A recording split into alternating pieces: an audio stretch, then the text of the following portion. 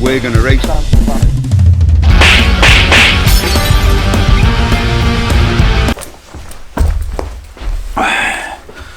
Right, welcome to this episode of Heartbrake Garage. It has been about 5 weeks and a bit since I broke my collarbone. Things are healing, they're getting better, and I feel much better than I did when I put the bike racing video up. But I recorded some video of me doing a shock absorber on Mrs. Blackhands' Evoque.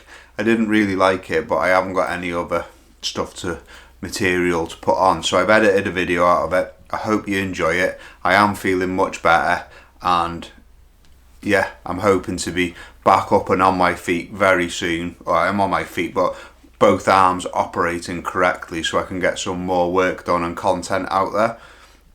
Cody's racing in Teesside in a few weeks with another team because I won't be ready, so I'm well chuffed about that. So if it don't fit, don't force it. Please give us a like and a subscribe. I'd appreciate it massively, and it helps the algorithm and the channel out loads. So also, there's going to be some more cups and hoodies soon. I've just got to get my head back in the game and figure it all out. So thanks for all your comments and support and well wishes from the last video and on my other platforms. I really do appreciate it, but I am much better, much happier, and we're going to be getting back after it real soon. But until then, I hope you enjoy this video. Morning, welcome to the weekend. Welcome to this episode of Heartbrake Garage. Nearly knocked my glasses off. The sun is blazing down on us, it's gorgeous, but I need to do a job. The Evoque, Mrs. Blackhands' daily run around, has got a severe knock-in and unsteadiness, and it feels horrible from the rear end. More to the point, the near side rear, it's not nice at all. So after a bit of looking into it, I diagnosed it as the shock absorber. Now this is a Range Rover Evoque and it's fitted with dynamic suspension. So what does dynamic suspension mean? Well, I'll get you the new shock absorber supplied by LR Parts Liverpool to show you. Here is the new shock absorber. Nearly dropped it.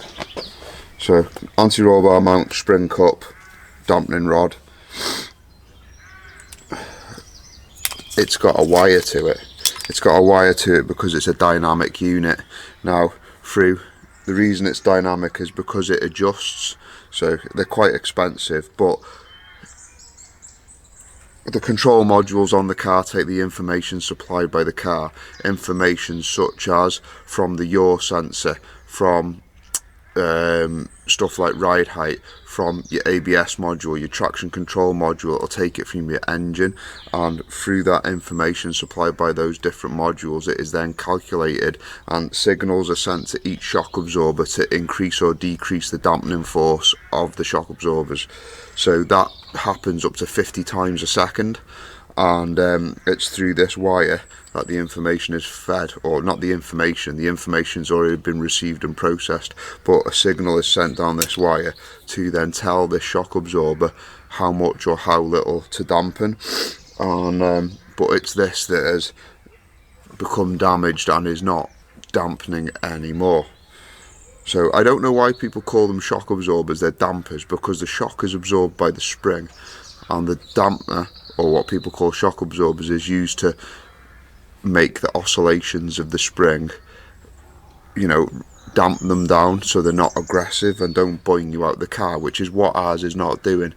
The spring is just going, compressing, and then on its rebound it's just like boom boom, and you can hear it knocking and the car feels unsteady. So that's what we're doing. So we've got our shock absorber, and we just need to get it fitted, so this is going to be great. Inside the Range Rover Evoque, and ignition's off. I'm just sitting here in the leather. I love this car, it's much nicer. Stereo's amazing, it's the Meridian one with the sub in the back. Got the twisty knob gear shift. It's nice, heated seats and all the trimmings. So another thing when you're in the dynamic, because it's got dynamic suspension, when you put it in sport mode and you also put it in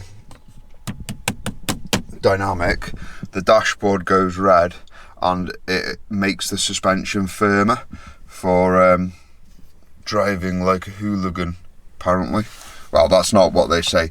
It's just to increase it and make it nicer and make things better. So anyway, there's enough of me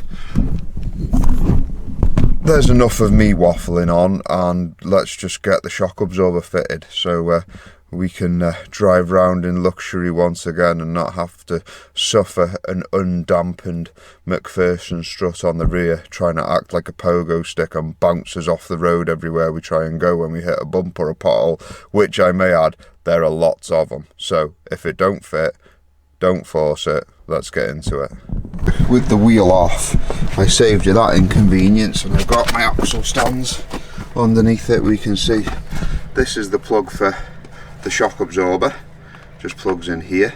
I've seen these cables break and these pins pull out and cause faults and stuff. That's quite common on these because they are very exposed and not very well protected, but that's another story. So we've got the two brackets for the brake pipe, the caliper, handbrake wire and ABS and other stuff. This is the shock absorber. The hubs on the Evoque are aluminium and they cause nightmares.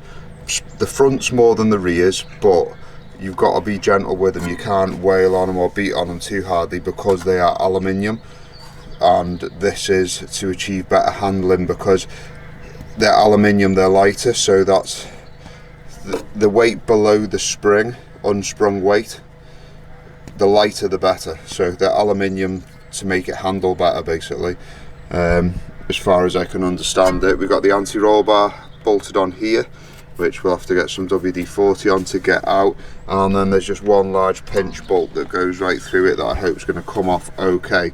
Hopefully I can, with everything disconnected, push the hub down far enough to get the shocker out without stripping any of the arms off, but we'll see. And then it bolts through the top of the body there, so I'll have to take some interior stuff out to get it off. So let's get the wire brush out and then let's get some WD-40 on the job.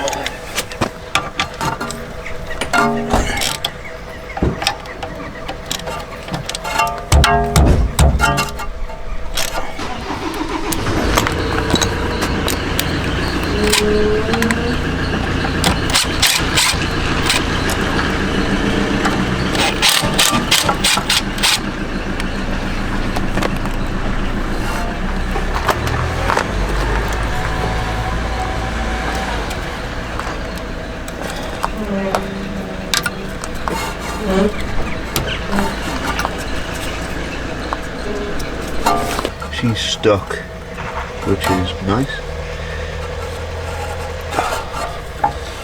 There we go. So,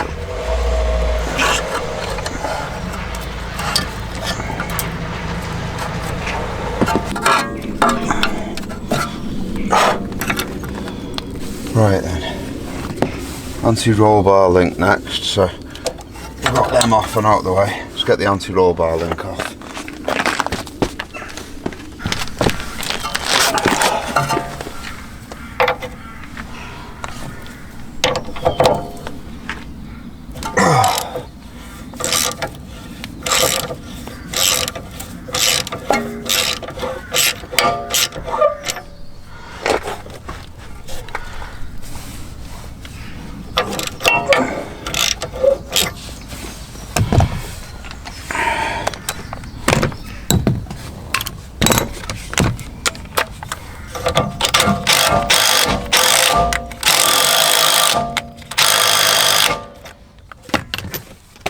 So after farting about with that much longer than I needed, I have actually managed to get it off, but it wasn't worth recording. I just persevered with the Allen key in there and got the nut undone.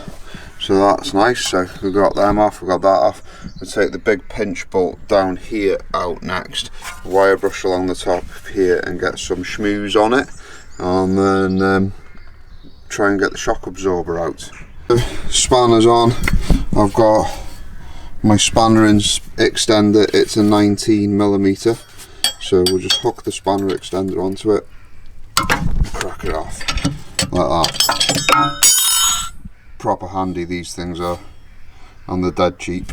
Happily enough, the nut's cracked off and the bolt is not seized in the hub, so that has made me very happy, because with them being aluminium they are very common for seasoning, so I'm hoping it's just going to come straight out, and that would be just marvellous. I may have to take this arm off. I'm going to have to straighten that one for now and maybe get a new one, because it's got a bend in it for some reason. I don't know what's happened there, but it's been done for a long time, but it'll be throwing the steering jar, the tracking for the rear out, so we need to replace that arm there, just that one there, and that'd be great.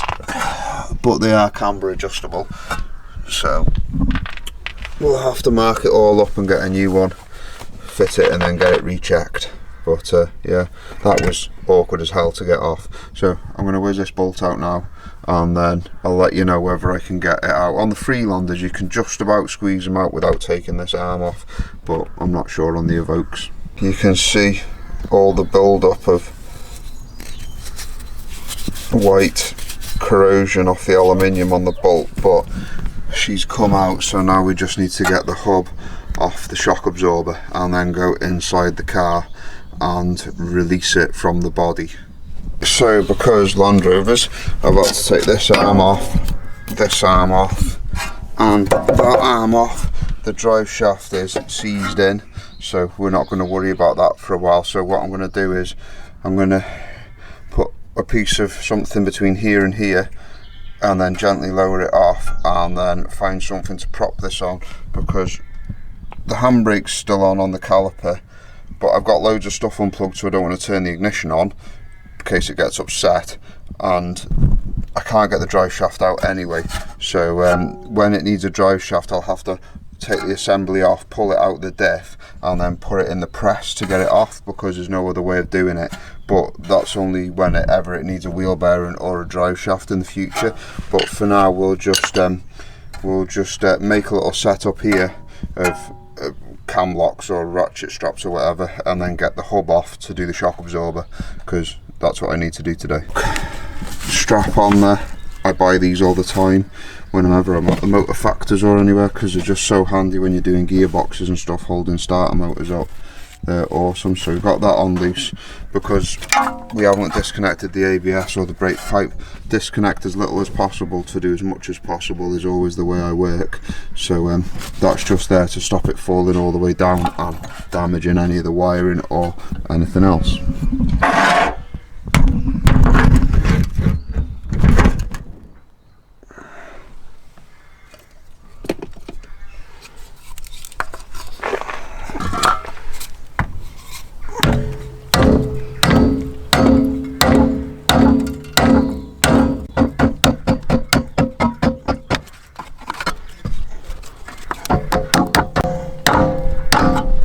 Sacrificial piece of wood so we don't damage the hub.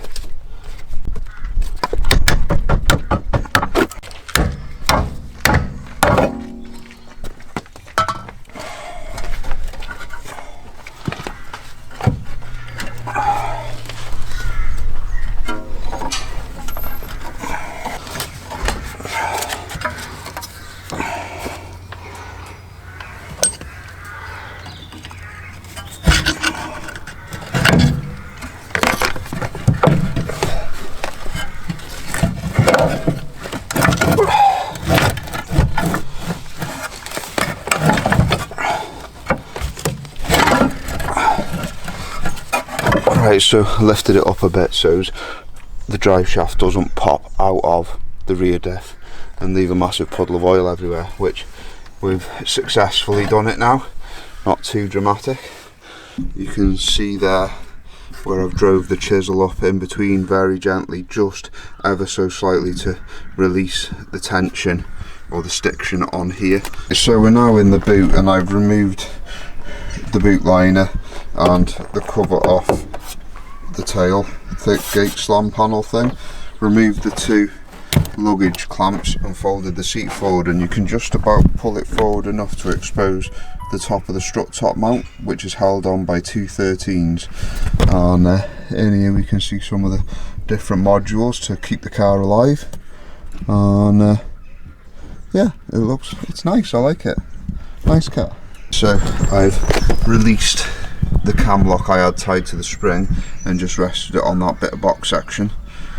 So it's all happy days, and now I can get to the bolts there and just release the bolts. So little dewalt impact.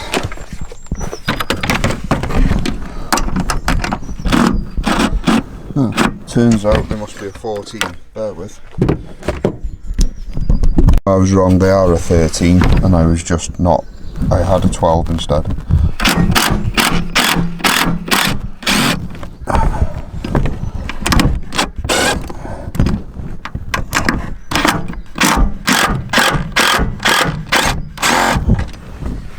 Right, so now we can reach down.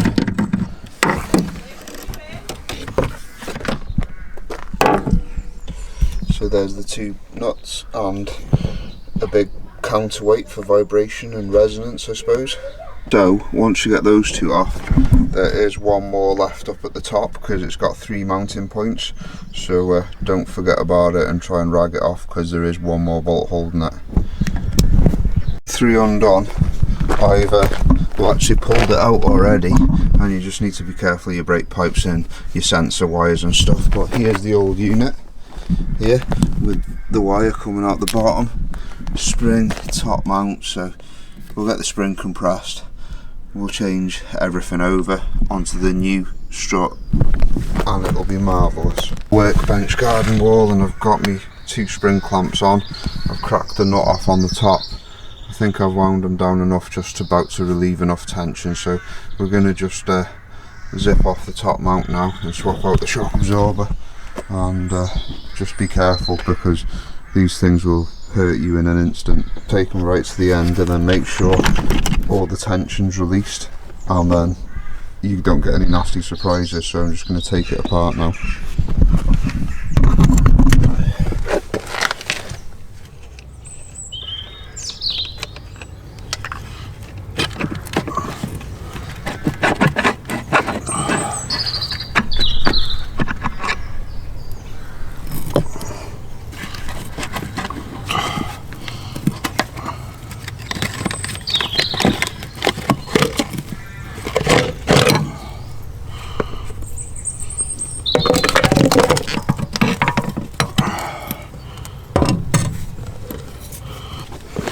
So when you're putting it back together, always bearing in mind the wire comes out the bottom of the shock absorber, so it's very vulnerable for you to break it or damage it.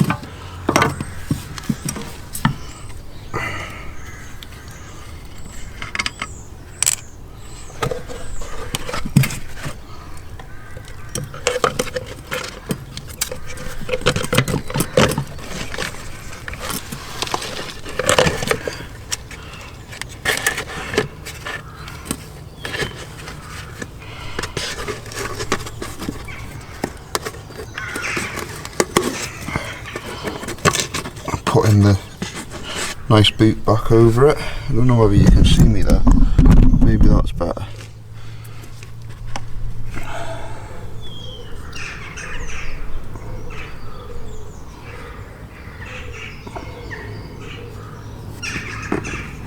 There's cutouts or notches in this that locate in the notches in the plastic part of the strut top.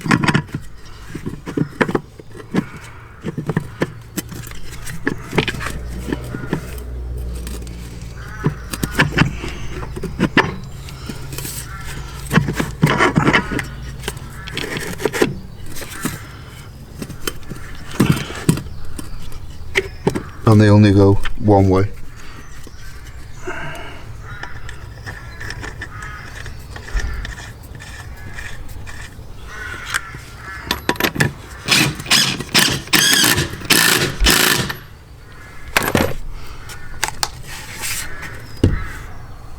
So the new nut that came with this shock absorber did not have an eye lock in it.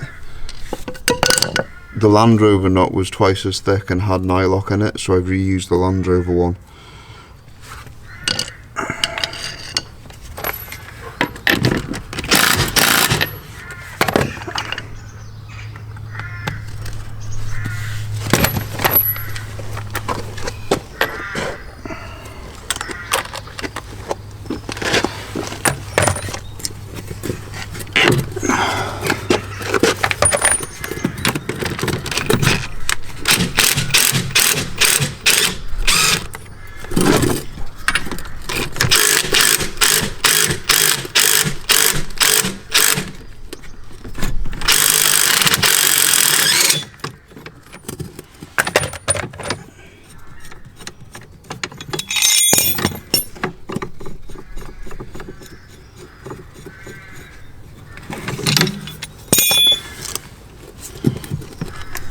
Located there, located in the top there.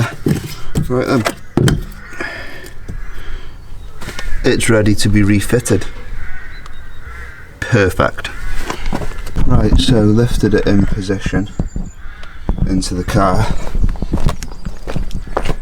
slotted it through and put the nuts on the top, so I'll just whiz these in now with the cordless, and then we'll be ready to move on.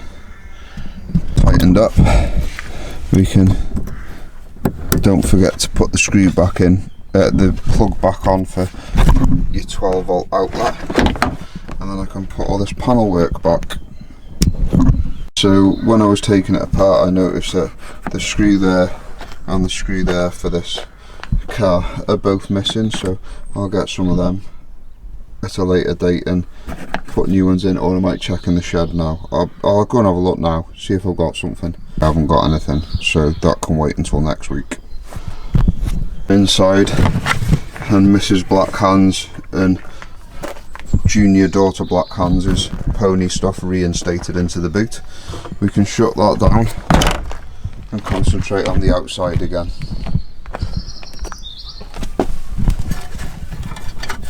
Being careful not to damage this wire, which is just missing that hub at the moment, so that's not ideal.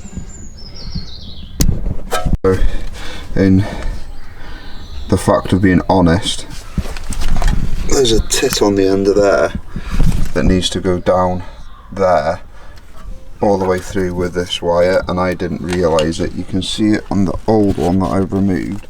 See that there? That needs to go through there and slide down, and I didn't realise it, so I've had to twist the shock absorber, which just pulled this rubber out. So I'm going to assemble it all, and then I'm going to try and use the spring clamps to compress the spring a little bit so I can get that rubber located back in properly, because I've had to twist the shock. Ideally, I suppose I should have fitted it and then brought it up to the vehicle with the hub, but I can't get the hub off the drive shaft. So there we go, I'm being honest, so I'm just going to make it work.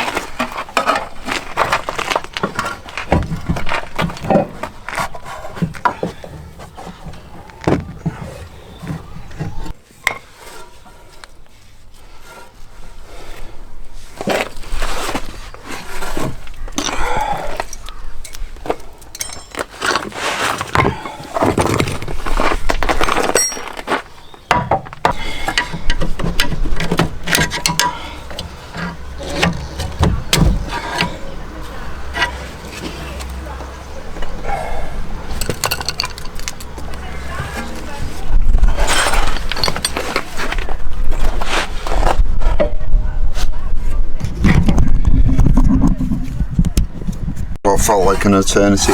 Bolts in, the peg's located in the back, the wire is undamaged, the rubber things are back in there, and I managed to twist the spring back around, because what I should have done is put it through the hub and located it before I put it into the body, but I managed to do it and it's located in the chop. I've checked, so now it's just anti-roll bar link on and the pipe work and stuff and all these arms and things, so I'm going to get after it.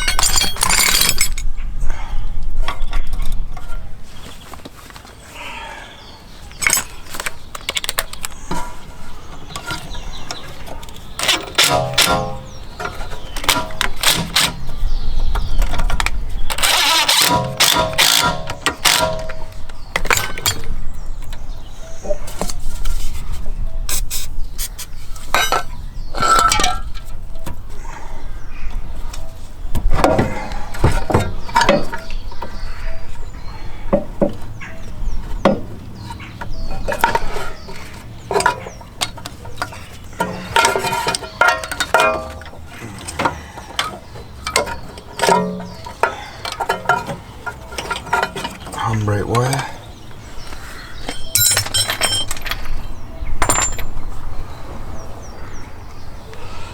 Copper slip everything.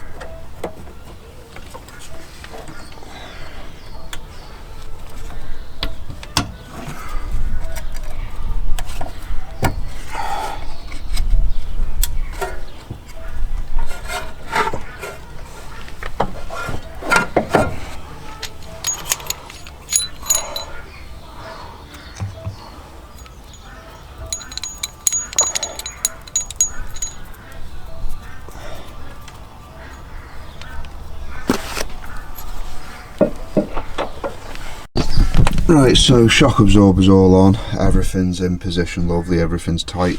I've straightened that arm, this one here, as best I can, which will be good enough for this week. I'll order a new one off LR Parts Liverpool. Now I just need to put the wheel on, tidy my mess, and try it out.